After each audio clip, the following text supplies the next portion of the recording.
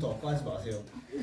주제 35번 경제적 구국운동부터 보겠습니다. 가장 먼저 나오는 근대적 상해사의 설립은 이모군란 이후 시기를 가리켜요. 이모군란 이후에 조총상민 수륙 무역장정, 조일, 수호, 조규, 속양 그리고 조일 통상장정 이런 것들이 잇따라 체결되면서 청나라, 일본 그리고 심지어는 나중에 서구 열강들까지도 내지 통상이 뚫려버리게 되죠. 그렇게 내지 무역이 활성화되던 것을 배경으로 해서 상회사라는 것들이 만들어지기 시작을 했습니다. 상회사란 동종업계의 상인들끼리 모여서 합자회사의 형태로 만든 것이 상회사고요. 보통은 우리가 상회사라고 통칭을 하는데 구체적으로 어떤 상회사들이 있었냐면 대동상회나 장통상회 같은 이런 이름을 가진 상회사들이 있었어. 그래서 80년대 초중반 이때 탄생하게 되는 회사들이고요. 이들의 주된 활동 양상을 보면 정부에게 영업세라고 하는 세금을 이제 납부를 해.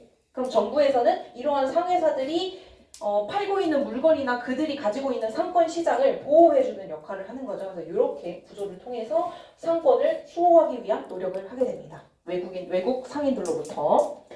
그래서 가볍게 보시면 되고 그다음 은행을 보겠습니다. 은행은 우리가 이미 봤던 은행도 조금 등장을 하는데 개항 이후에 일본이 금융적으로도 조선에 침투를 하기 시작을 했고 치외국권을 가지고 있는 일본인들이 조선인들을 상대로 고리 대금을 자행을 하면서 우리 스스로 민간은행을 만들 필요가 있다라고 해서 은행들이 만들어지게 되는데 가장 먼저 거기 동그라미 2번에 들어있는 은행이 최초의 근대적 은행으로서 전현직 관료들이 만들었었던 조선은행입니다. 조선은행. 국고 출납의 업무를 하는 국고의 역할을 할 뻔했던 은행이죠. 그다음 동그라미 3번에 들어있는 은행은 황실 및 정부의 재산 관리를 담당했어서 굉장히 높은 은행이었겠죠. 이곳의 이름이 한성은행입니다. 이거 나왔던 것 같은데. 그렇지. 오. 그러나 1905년에 을사늑역 체결할 그 무렵에 금융공황까지 겹치게 되면서 일본의 자본의 지배를 받게 되는 성격으로 조금 변화하게 되고요. 그 다음 동그라미 4번에 들어있는 은행은 우리 이것도 배웠는데 대한천일은행입니다. 이게 그 오늘날의 중앙은행 우리은행 그렇지. 그래서 고종의 적극적인 지원 아래 광무개혁 당시 만들어졌었던 은행이고요. 대한제국의 중앙은행 역할을 수행할 뻔했지만 이 은행마저도 국권 피탈 이후에는 조선 상업은행으로 일본의 강요에 따라 개칭이 되면서 이 중에 추후에 국고로 역할을 하는 은행은 없다. 근데 보면 국고의 역할을 충분히 할 만큼 큰 은행들이 만들어졌는데 메가타는 굳이 어떤 은행을 국고로 삼았어? 뭐지? 경성제국? 그냥 대일은행. 그 경성지점 제1은행 경성지점을 국고로 삼았어. 그러니까 우리나라 은행을 가지고도 국고를 만들 수 있었지만 그들의 의도나 목적은 조선을 경제적으로 침탈하고 일본 아래 예속시키기 위함이었으니까 제1은행을 이거 냅두고 굳이 국고로 만들었던 거겠죠. 그 다음 넘어가서 방공령 보겠습니다. 방공령. 방금요. 독수리 됐을까? 방공령 배경을 보겠습니다. 원래는 얘들아 이 조약을 통해서 곡물의 무제한 유출이 시작됐었어. 조일 무역 규칙. 그렇지 조일 무역 규칙.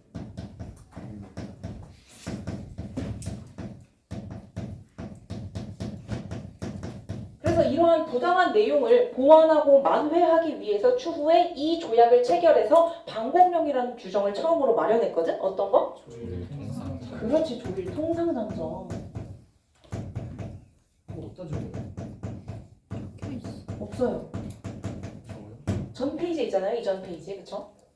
자, 방공령 만들어졌으면 힘들 때마다 관리가 방공령 선포해야 되는 거잖아요. 그쵸? 근데 한동안 시행이 안 되다가 최초로 89년, 90년 요 무렵에 함경도와 황희도 지역에서 각각 방공령이 선포되게 됩니다. 근데 얘들아 이때 방공령을 규정하긴 했는데 포인트가 뭐였냐면 당장 갑자기 선포하면 안 돼. 1개월. 1개월 전에 미리 일본에게 통보를 해야 된다라는 규정이 있었어. 근데 어제도 눈이 오는지 기상청은 예견해주지 못했었잖아. 진짜요? 근데 말이 없었어. 근데 눈이 내리길래 날씨 예보를 보니까 눈으로 바뀌어 있었어.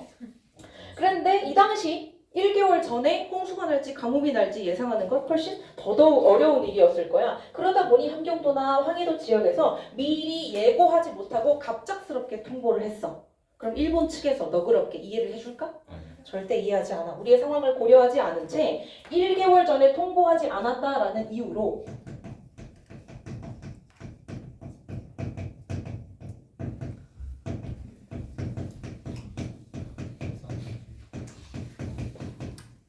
결국에는 방공령을 해제해라 라고 강요를 했고 우리는 이 압박에 굴복하면서 방공령을 다시 해제시킬 수밖에 없었어. 심지어 잠깐 동안 방공령을 내린 것처럼 곡물의 수출을 막았었잖아. 지금 며칠간. 그동안 일본은 곡물을 유출해가지 못했다라고 하면서 손해배상까지 청구해. 그래서 배상금까지 지불을 해야만 했다. 쉽지 않은 상황이었겠죠. 방공령이라고 하는 제도가 마련됐지만 제대로 실현되지는 못하는 모습을 보입니다. 그래서 이 사건을 방공령 사건이다라고 부르고요. 넘어가서 상권 수호 운동과 이권 수호 운동을 보겠습니다. 상권 수호 운동을 위해서 시전 상인들이 만들었던 단체가 있어요. 시전 상인들 무슨 상인이지? 어느 지역에서? 서울 한성에서 독점권을 받아서 특혜를 가지고 상업 활동했던 애들이잖아. 이들이 만들었던 단체가 한국중앙총상회입니다.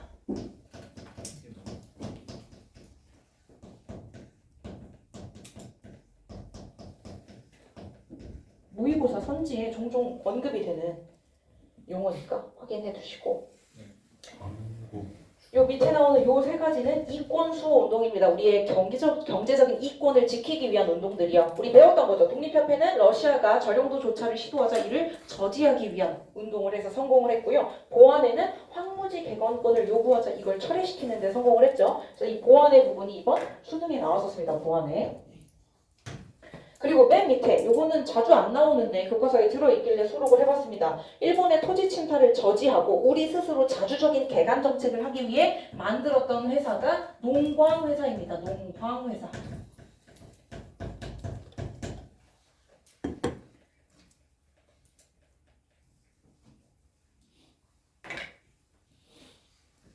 자, 적었나요?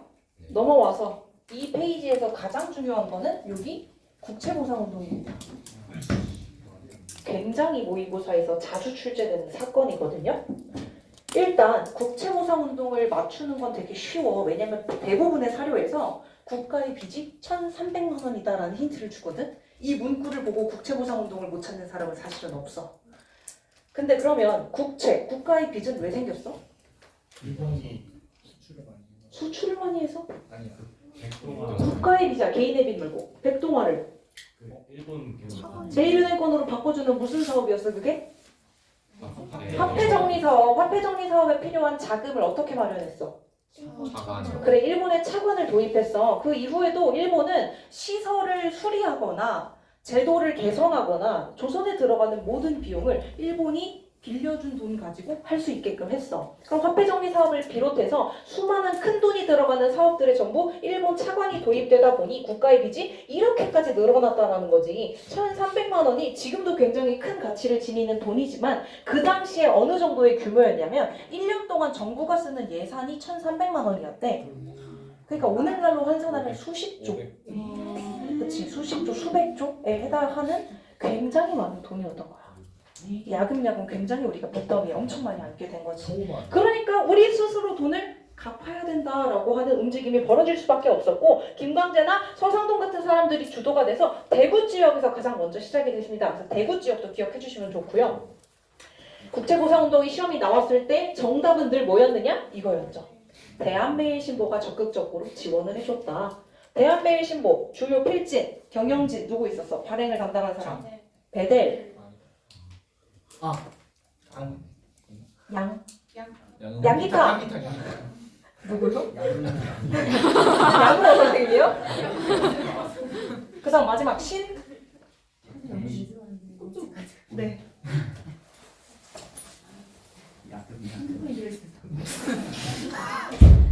신채호, 베델, 양기탁, 신채호 이런 사람들이 주요 참여 인원들이었죠. 그래서 이 사람들이 국채보상운동도 참여했다라고 봐도 사실은 무방해요. 그래서 모금운동 같은 것들을 적극적으로 보도해줘서 전국에 있는 사람들이 모금운동에 동참할 수 있도록 사건을 확장시키는데 굉장히 많은 기여를 했고 시험에는 대한매일신보만 자주 나오지만 그 이외에도 만세보나 황성신문이나 제국신문과 같은 수많은 언론사들이 이것을 알리기 위해 적극 참여했었다라고 합니다. 자, 전국적으로 확산된 이 국채보상운동은 남자들, 여자들 너나 할 것 없이 다 같이 모금운동에 참여를 했어요. 그래서 사료 속에 보시면 담배를 끊는다 또는 술을 끊는다. 그래서 돈을 모으겠다라는 라는 문구가 적혀 있거나 여성들의 경우에는 가진 것이 폐물뿐이니 이 귀한 것을 팔아서 돈을 모아보겠다 이러한 내용들이 적혀져 있습니다. 이렇게 해서 열심히 모금 운동을 했어. 근데 성공했대? 실패했대? 실패했대. 일제 통감부의 탄압으로 인해서 모금 운동을 전개했지만 결국 실패로 끝나게 되는 사건이 국채보상 운동입니다. 그래서 그 밑에 자료 1번 보시면 대구 남일동 폐물 폐지 부인의 선언입니다. 밑에서 두 번째 줄 우리는 여자인 까닭에 값진 것이 폐물뿐이다. 이걸 팔아서 이제 뭐 모금 운동을 하겠다라는 내용이고요. 출처 보시면 대한 매일신보죠. 그쵸? 그 다음 국채보상 기성회 취직원입니다. 첫 번째, 두 번째 줄 보시면 우리 정부가 진보에 급급하여 들여온 국채가 1,300만 원이다. 그 마음에 어찌 차관으로 돈을 불려서 국가의 대사업들을 일으켰을까라고 하면서 그동안 사업을 추진할 때 일본에 차관을 들여서 지금 국채가 1,300만 원이 됐다라는 배경을 서술하고 있고요. 이것도 출처 보시면 황성신문이죠. 그쵸? 언론사들이 많이 도움을 줬다라는 걸 알 수 있습니다. 옆에 수능 문제 같이 풀어보겠습니다. 나라빚이 1,300만 원, 가락지를 빼서 갚아보자. 황제도 담배를 끊었다. 그치? 당연히 가는 국채보상 운동일 거야. 정답은? 그렇죠. 4번입니다. 어렵지 않죠? 넘어가서 주제 36, 7, 8 보겠습니다. 여기는 그냥 좀 편안하게 들으셔도 될 것 같아요. 다 끝나고 나서 모의고사나 시험에 자주 등장하는 키워드 한 번 더 강조해 드릴 테니까 일단은 편하게 빈칸 위주로 채우시면 되겠습니다. 교통통신시설이 들어오기 시작을 했대요. 순서대로 보시면 사실상 전신줄을 설치한 게 가장 먼저거든요. 그래서 뭐 우편성은 이미 배웠으니까 제일 먼저긴 하고 우편부터 보시면 우리 이미 배운 거니까 우정총국이 설립되었다. 그래서 우편을 담당하는 곳이 우정국이었죠. 근데 우정총국 개국 축하연에서 무슨 사건이 터졌었어? 갑신정변이 터졌어. 그래서 일시 중단됐다가 이게 어떤 개혁 때 다시 우편사무가 재개돼? 을미개혁 때 재개돼. 그렇지. 그 다음 전신줄은 지금 우리가 길거리에서 볼 수 있는 그 전봇대에 설치된 전신줄을 말하거든. 전기가 들어왔다 이 말인 거야. 서울에서 인천, 서울에서 의주까지 연결되는 전봇대가 가설되면서 전국 각지에 전기라는 것이 처음으로 이때 들어오기 시작을 했어. 그래서 전등, 전차 이런 것들이 설치될 수 있었던 건데 전등이 처음으로 설치됐던 건 경복궁 건천궁이에요. 못하니까 이거 고쳐주세요. 건천궁입니다. 궁궐에 처음으로 전등이 들어왔다. 시간이 지나면서 시내까지도 가로등이 쭉쭉쭉쭉 확산이 되었다. 전차는 서대문부터 청량리까지 이어지는 서울 시내를 지나가는 주요 핵심 구간만 이렇게 지나가는 철도였어요. 그래서 전차랑 기차의 차이점은 뭘까? 일단 칸칸이 연결된 긴 게 기차야. 전차는 한 칸. 또 다른 차이점 뭐가 있을까? 시내로 바꿔요. 그치, 얘는 시내만, 이게 다 서울이잖아, 그치? 근데 지금 기차는 서울에서 부산, 장거리를, 지역 간 이동을 오랫동안 할 수 있는 거. 그리고 전차는 위에 그 범퍼카처럼 이렇게 뭐가 여기 달려있어, 이거. 뭐죠? 이름이 뭐죠? 안테나? 안테나? 더듬이. 피레칩, 더듬이? 맞아. 그런 뭐 그런 게 있어요. 근데 사실 이 당시에 깔려있는 기차는 밑에 엔진 기관을 통해서 그 철로를 따라서 가는 것이었기 때문에 그 이 선이 없었다라고 합니다. 누가 그러던데? 요즘 지하철은 이게 있대. 뭐가 서등이가 있다고. 이거. 아 있긴 있어요. 이름이 뭐지 이게? 더듬이? 하여튼 그거요, 그거. 아니 먼지 다듬이. 그래서 미스터 션샤인 드라마 속에 보면은 김일성이 김태리랑 데이트하려고 한 칸 통째로 빌리는 건 전차고요. 진짜요? 한 통째로 빌려요. 통째로 승차권을 싹 다 사요. 그게 전차고요. 기차는 제일 마지막 장면. 이병헌이 이거 풀러서 칸을 분리시키는 그 장면에서 타고 있는 게 기차예요. 차이점을 아시겠죠? 이병헌 죽는데. 그거 말하면 어떡해. 내가 일부러 돌려 말했는데. 아니 아직 안. 자, 그리고 또 전등식 되는 장면도 있었어. 정말 이건 볼만해. 여기까지는 존중해봐. 그 사람들이 시내에 모여서 카운트다운하면서 불 켜지는 거 밤에 보려고 기다려. 거기서 또 명장면이 있어. 알지? 이건 스포하지 않을게. 자, 그리고 마지막 전화 볼게요. 전화는 이 당시 궁궐이었던 경운궁에 처음으로 설치가 됩니다. 그리고 나서 시내 곳곳으로 확산이 돼요. 그래서 이 당시 전화는 얘들아 당연히 스마트폰 아닐 거고 응답하라에 나오는 이러한 전화도 당연히 아니야. 사이즈가 대략 냉장고만한 아니, 거의 공중전화 박스만한 전화기였다라고 보시면 되거든요. 그럼 거기다가 이제 전화를 걸어. 누르겠지? 그럼 상대편이 받는 게 아니야. 전화소에서 교환수가 받아. 그래서 연결을 수동으로 해줘. 굉장히 그 직업 재밌을 것 같아요. 다시 돌아간다면 교환수라는 직업을 할 것 같아요. 랜덤으로 꺼야죠.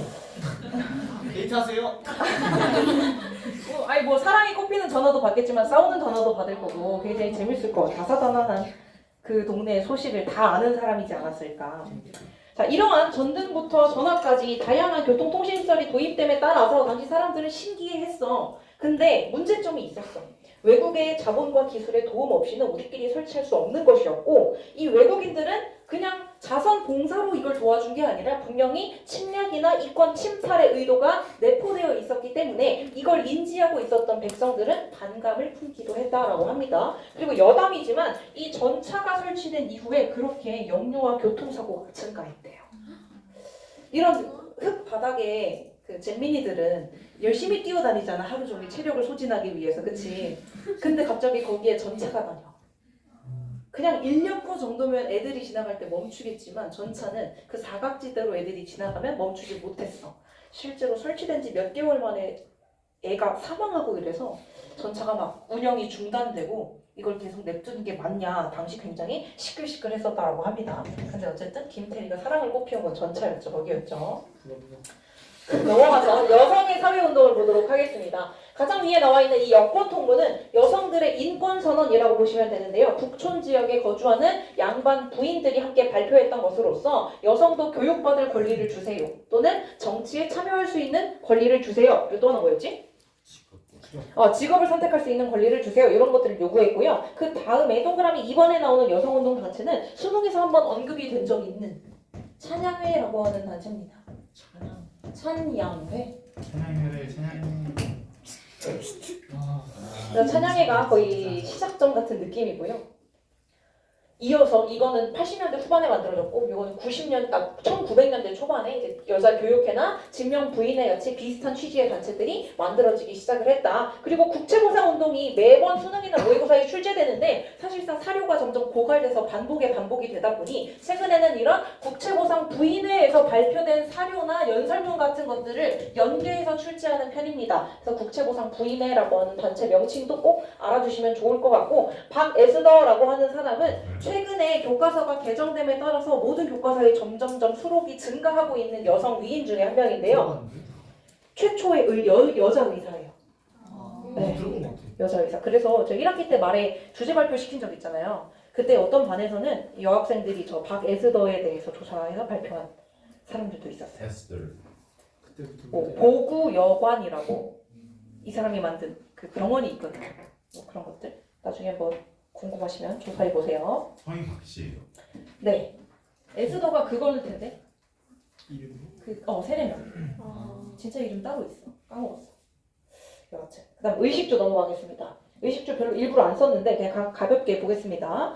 의생활은 서양식 복제가 도입되었다. 그래서 남자들은 관복이 간소화되고 두루마기가 유행하고 마고자나 조끼 같은 서양식 의복의 형태가 등장을 했대.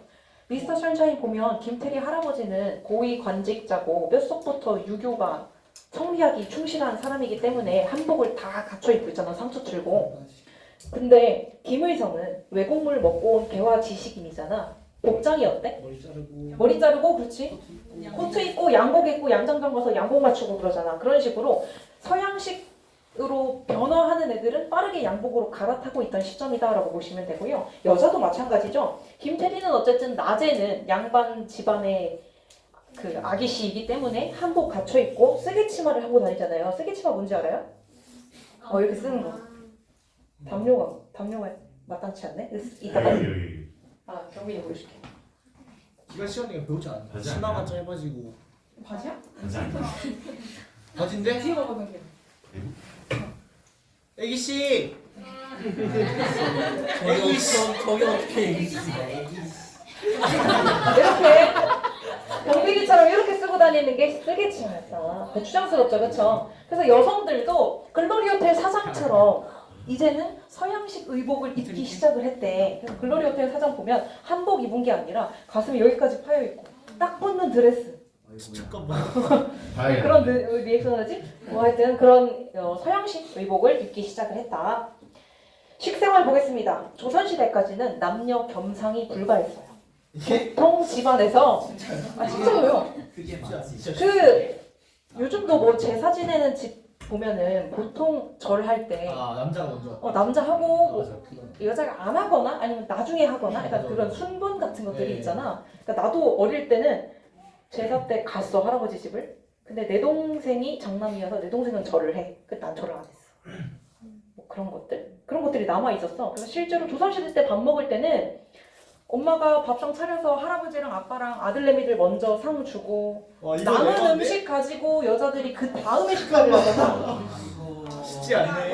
근데 이제는 바뀐다는 거지. 글로리 호텔 1층 그 카페잖아, 그지? 거기에서 남녀가 어울려서 커피도 마시고 식사도 하고 겸상 두레상이 등장하기 시작을 했으며 그 정도 즐겨 마셨다라고 하는 커피 같은 서양식 그런 음식도 등장을 하게 됩니다. 여자랑 식사하고 싶은데. 그런 시대 안 태어나니까. 그러니까요. 마지막 보겠습니다. 주생활, 주거생활인데요. 신분에 의한 규제가 폐지되고 근대적인 건축물들이 등장을 했습니다. 그래서 김태리가 살던 집은 번들 엄청 멋있는 그 기와집이잖아. 근데 글로리 호텔은 기와집도 초가집도 아닌 벽돌식 건물이야. 그래서 그러한 차이점들 생각하시면 좋을 것 같습니다. 자, 4번 넘어가서 해외 이주 동포들의 생활인데요. 해외 이주 동포들의 생활 간단하게 요약하자면 경제적으로 빈곤하고 사회적으로 혼란해서 만주, 연해주, 그리고 미주 지역으로 이주했다라고 보시면 됩니다. 그리고 이거 그냥 가볍게 쓰자면 서양식으로 변화했다. 어디로 이주했냐? 보통 만주, 연해주, 미국. 그래서 만주 지역은 수험생 시간에 배웠듯이 북만주의 뭐 용정 지역이나 서간도의 삼원보 지역에 몰려 살았고 연해주 지역에서는 신안촌 만들어서 살고 미국으로 이동한 사람들은 보통 노동시장을 찾아간 건데 미국 대륙으로 처음에는 가다가 추후에는 이제 하와이 쪽으로 이민하는 사람들이 늘어났다 그런 말이고요. 넘어가서 역사 연구 보겠습니다. 근대 계몽사학이 유행을 했어요. 근대 계몽사학을 주도했던 두 사람이 있습니다. 바로 신채호랑 박은식이에요. 사실은 유용하다. 그렇죠. 이거 그래서 신채호, 박은식 아마 수험생 시간에도 나왔던 인물들일 겁니다. 뭐 한국통상에서 배우지 않았어요? 그렇죠. 요 근대 계몽사학은 왜 등장을 했냐면 일본한테 국권 침탈을 당하고 있으니까 애국심이랑 민족의 정체성을 일깨울 필요가 있어서 근대 계몽사학이 등장을 한 거야. 그래서 뭐 영웅들의 전기나 다른 국가들의 혁명사, 독립운동 사례 이런 것들을 소개하면서 우리도 민족의 정체성을 잃으면 안 돼라고 일깨우고자 노력했던 사람들인 거지. 그래서 신치우가 발표했었던 독사실론이라는 글이 굉장히 유명한데요. 대한매일신보에 계속 연재됐었던 글이고요. 주된 내용은 민족의 정체성을 일깨우는 내용들입니다. 그래서 웹툰 연재되듯이 계속 신문 나올 때마다 이어지는 글이었는데 맨 마지막 글이 미완결 세 글자로 끝나. 왜? 아직 대한매일신보가 탄압받으면서. 그래서 완결되지 못하면서 끝이 났다. 그래서 국한문 혼용체로 뭐 쓰여가지고 이제 지식인들도 이제 이걸 읽고 이제 각성을 하고 막 그랬는데. 미완결로 끝났다라는 안타까움이 있고 그럼에도 불구하고 신채호랑 박은식의 수많은 작품들은 아직까지도 모의고사에서 자주 출제되고 있으니까 꼭 기억을 해주시고요. 괄호 2번에 들어갈 단체는 유명하진 않은데 이름은 조선광문회입니다. 키워드는 고전이겠죠. 우리 고전을 정리하고 보급하는 역할을 했다. 광문자전. 광이요. 네? 요즘 광. 광. 그러니까 최남선, 박은식 이런 사람들이 우리나라 고전들을 계속 복원하고 정리했어. 그 덕분에 여러분들이 국어 시간에 그 수많은 고전들을 배울 수 있게 된 거죠. 감사하죠, 그렇죠? 넘어가서 한글 사용과 국어 연구 보겠습니다. 한글 사용은 확대됐다. 이게 포인트인데요. 왜 확대될 수 있었냐면 1차 가보개혁 당시에 국한문 혼용체를 공문서에 써라라고 규정을 했기 때문에 관리들이 공식적으로 한글을 사용하는 빈도수가 증가했고 순한글 신문 뭐 있었어? 제국신문?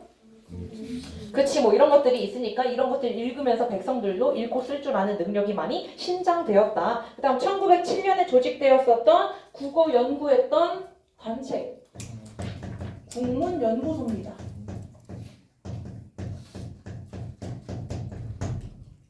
지석영, 주시경 이런 사람들이 국어에 대해서 연구했었던 거고 국문연구의정안을 발표하기도 하였으며 이 단체보다 훨씬 중요한 것은 이것이 일제강점기에 조선어 연구회로 이어져요. 그렇죠.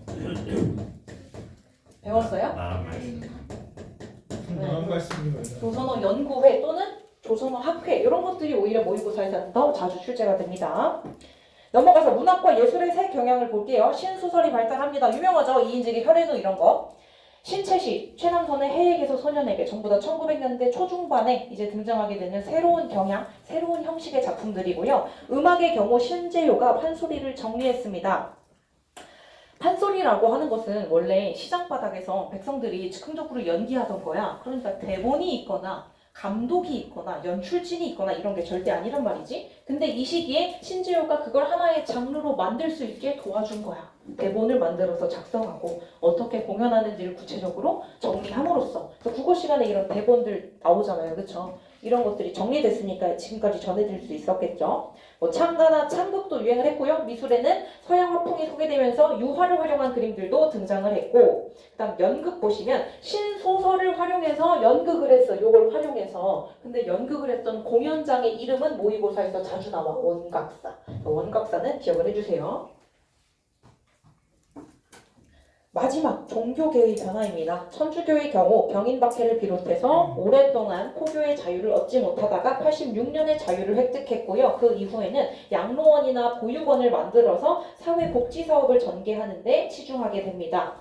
유교나 불교 같은 경우에는 고대부터 존재했었던 수천 년의 역사를 가지고 있는 굉장히 오래된 종교인데 그 두 종교는 이제 개혁과 혁신이 필요해. 그래서 박은식이 유교 구신론이라는 글을 적었고 한용운은 불교의 근대화 쇄신을 위해서 조선불교 유신론이라는 글을 적었어. 그래서 이 무렵 불교랑 유교는 개혁과 혁신을 통해 근대화를 추구했구나라는 걸 알 수 있고 그 다음 나오는 종교가 대종교입니다. 대종교는 나철과 오기오가 중심이 되어서 단군 신앙을 믿었던 종교인데요. 이 종교가 모의고사에 가끔 나올 때 왜 나오냐면 일제강점기 때 얘네들이 뭘 만드냐? 중광단을 만들기 때문입니다. 추후에 뭘로 바뀌어요? 뭘 만들어요? 중광단? 감도 있어요. 북로훈정서. 그래서 그것 때문에 언급이 되는 편입니다. 북로훈정서. 기억은 나는데 그쵸, 나는 거 맞죠? 뭔지 모르겠어요.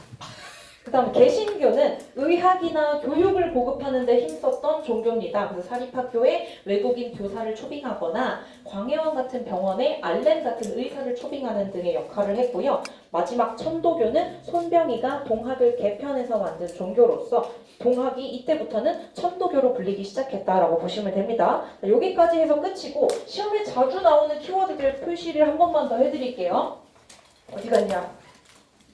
얘 잘 안 나오고 방공령? 방공령이 요게 작년 10월 모의고사 고3에 이례적으로 한 번 정도 나왔어. 다 틀렸어. 괜찮았어. 그리고 보완회. 내가 볼 때는 앞으로 종종 모의고사나 수능에서 나올 것만 같아요. 국제보상운동? 당연히 자주 나오는 문제겠죠. 이런 키워드들 절대 놓치면 안 될 거고 사료 속에 금주, 금연, 폐물 모으기 이런 것들이 있을 거고 교통통신 이런 거 안 나옵니다. 이런 거 안 나오는데 찬양회나 국제보상 부인회 같은 키워드는 기억해 두시는 게 좋을 것 같고요.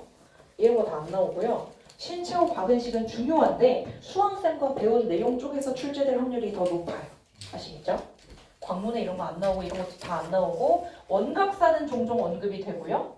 종교 중에서는 대종교의 기반을 둔 중광단 정도 챙기면 좋을 것 같습니다. 여기까지 해서 시험 범위가 끝이고 대부분의 영상들은 아마 이번 주 중으로 다 탑재가 될 것 같아요. 그래서 혹시 놓친 거 있거나 이해 안 되는 거 있으면 영상 시청하시고 아니면 저한테 직접 와서 질문해 주세요.